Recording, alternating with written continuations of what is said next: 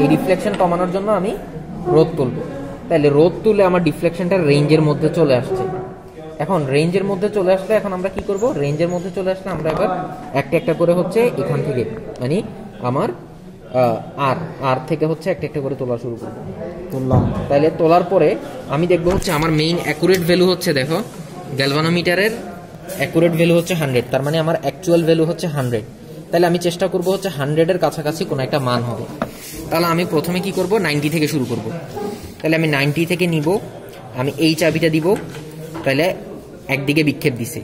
এখন আমি যদি আরেকটা চাবি টিপার পরে যদি বিক্ষেপটা একই দিকে হয় তাহলে আমি বলবো সেটা ইনক্রিজ, আর যদি বিক্ষেপটা বিপরীত দিকে হয় তাহলে আমি সেটাকে বলবো ডিক্রিজ। তাহলে আমি দেওয়াতে পিছনের দিকে চলে আসছে, তার মানে হচ্ছে ডিক্রিজ হয়েছে। আচ্ছা, এবার আমি যখন 100 নিয়ে দেখি, 100 নিয়ে যদি দেখি তাহলে কি হয়, 100 দেওয়াতে তাও আমার ডিক্রিজ হয়েছে, ঠিক আছে, 100 দেওয়াতে আমাদের ডিক্রিজ হয়েছে। আচ্ছা, এবার আমরা 105 দিয়ে দেখি, 105।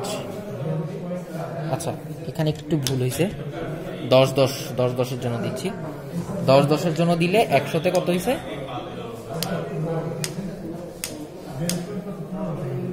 105-এ হচ্ছে নাল পয়েন্ট। এখন 105 আছে, 105-এ নাল পয়েন্ট আসছে। ক্যামেরাতে আমার একটা বোঝা হচ্ছে না, 105। হ্যাঁ 105-105-এ নাল পয়েন্ট, কিন্তু 100-তে কি আসছে, 100-তে হালকা হচ্ছে ডিক্রিজ, হালকাভাবে ডিক্রিজ হয়েছে।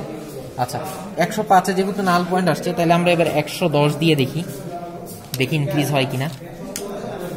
তাহলে একটু হালকা করে ইনক্রিজ হচ্ছে, 110-এ হালকা করে ইনক্রিজ হচ্ছে, তার মানে কি 105 হচ্ছে আমার নাল পয়েন্ট। এরপর আমি কি করব, এরপর আমি 10 এখানে কিউতে 10 ফিক্সড রাখবো, কিন্তু টিতে হচ্ছে আমি 100 নিব।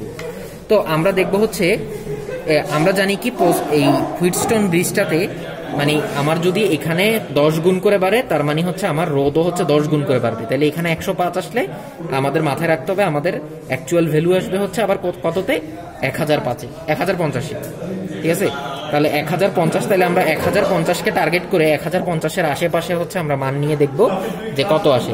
তাহলে আমরা 1049 দেখবো, 1040 দেখবো, দেন আবার 1050 দিয়ে দেখবো, এরপর 1055 বা 51-52 দিয়ে দেখবো।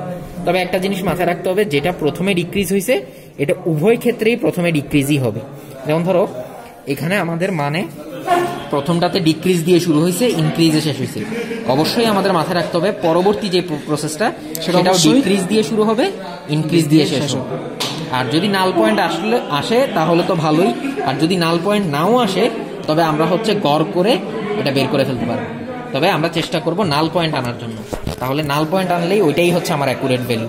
তাহলে এটা হচ্ছে অ্যাকচুয়াল ভ্যালু 100, আমার নাল পয়েন্ট আসছে 105-এ, দেন আমরা ক্যালকুলেশন করে 5% ইরর পাবো। ধন্যবাদ। শেষ।